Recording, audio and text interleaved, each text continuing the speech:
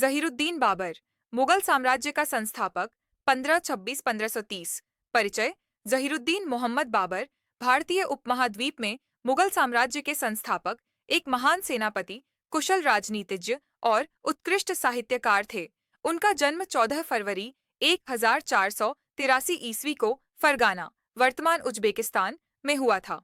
बाबर पिता की ओर से तैमूर और माता की ओर से चंगेज खान की वंशावली से संबंधित थे।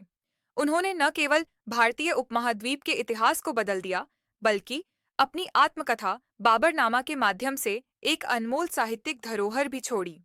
प्रारंभिक जीवन और सत्ता के संघर्ष। बाबर ने मात्र 12 वर्ष की आयु में अपने पिता उमर शेख मिर्जा की मृत्यु के बाद फरगाना की गद्दी संभाली। इतनी कम उम्र में ही उन्हें शासन की भारी जिम्मेदारियां उठानी पड़ीं। बाबर को अपने ही रिश्तेदारों और उज़्बेक कबीलों की बगावतों का सामना करना पड़ा। समरकंद, जो उसके सपनों का शहर था, उसे कई बार मिला, लेकिन अंततः उसे हमेशा के लिए खोना पड़ा। बाबर की प्रारंभिक असफलताओं ने उसके हौसले को कभी कमजोर नहीं किया। जब मध्य एशिया में उसके कदम मजबूत नहीं हो सके, तो उसने भारत की ओर ध्यान केंद्रित किया। भारत पर आक्रमण। बाबर ने भारत में घुसने के लिए कई प्रयास किए। उसका सबसे बड़ा मौका तब आया जब दिल्ली सल्तनत कमजोर हो चुकी थी और सुल्तान इब्राहिम लोदी के खिलाफ षड्यंत्र हो रहे थे। पंजाब के राज दौलत खान लोदी और इब्राहिम लोदी के चाचा आलम खान ने बाबर को भारत पर आक्रमण करने और लोदी साम्राज्य को समाप्त करने के लिए आमंत्रित किया। पानीपत की पहली लड़ाई 126। बाबर ने अप्रैल 126 में पानीपत के मैदान में इब्राहिम लोदी के साथ निर्णायक युद्ध लड़ा।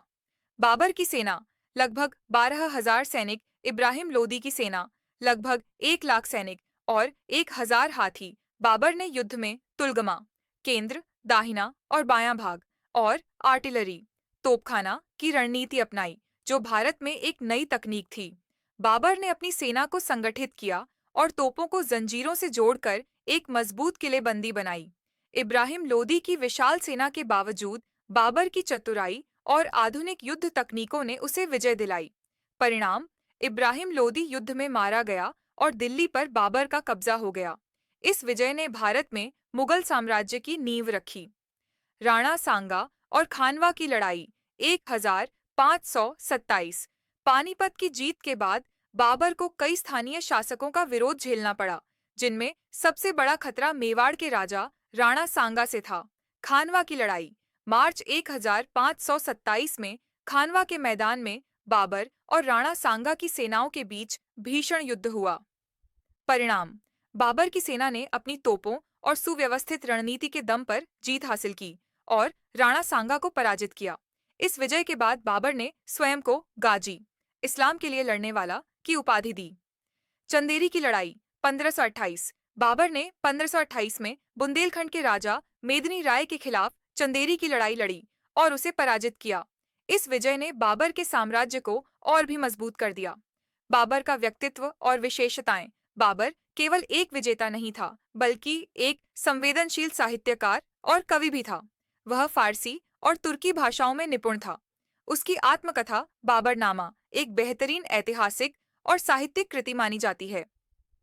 बाबरनामा यह बाबर की तुर्की भाषा में लिखी गई व्यक्तिगत डायरी है, जिसमें उसने अपने जीवन, युद्धों, प्राकृतिक दृश्यों और राजनीतिक परिस्थितियों का खूबसूरती से वर्णन किया है। यह पुस्तक आज भी इतिहास और साहित्य के छात्रों के लिए एक अमूल्य धरोहर है। साहित्यिक रुचि। बाबर को कविता, बागवानी और वास्तुकला का भी शौक था। उसने भारत में कई सुंदर बाग बनवाए, जिन्हें चारबाग शैली में डिजाइन किया गया था। धार्मिक दृष्टिकोण। बाबर एक उदारवादी सोच रखने वाला शासक था। हालांकि उसने कई युद्धों को जिहाद का रूप दिया, फिर भी वह अपने विरोधियों के धर्म का सम्मान करता था। उसने धार्मिक सहिष्णुता को बढ़ावा दिया और हिंदुओं सहित सभी धर्मों के लोगों को अपनी सत्ता में शामिल किया।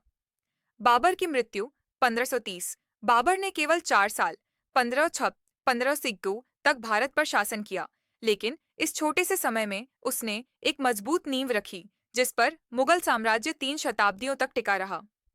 मृत्यु 26 दिसंबर 1530 में आगरा में बाबर का निधन हुआ। समाधि।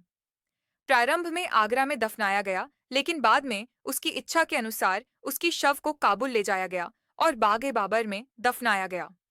बाबर की विरासत। बाबर ने न केवल एक महान साम्राज्य की नींव रखी, बल्कि एक ऐसी संस्कृति की शुरुआत की जो कई शताब्दियों तक भारतीय उपमहाद्वीप में फलती फूलती रही। उसका पुत्र हुमायूं उसका उत्तराधिकारी बना और मुगल साम्राज्य को और विस्तार दिया। बाबर को इतिहास में एक साहसी सेनापति, दयालु शासक और महान साहित्यकार के रूप में याद किया जाता है। उसकी आत्मकथा बाबरनामा आज भी उसकी महानता की गवाही देती है। प्रसिद्ध उद्धरण 1। यदि तुम सच्चाई से काम लोगे तो सफलता तुम्हारी होगी। 2। खतरों से डरना एक बहादुर के योग्य नहीं है। यह थी जहीरुद्दीन बाबर के जीवन की एक झलक, जो न केवल एक विजेता था, बल्कि एक संवेदनशील हृदय वाला इंसान भी था।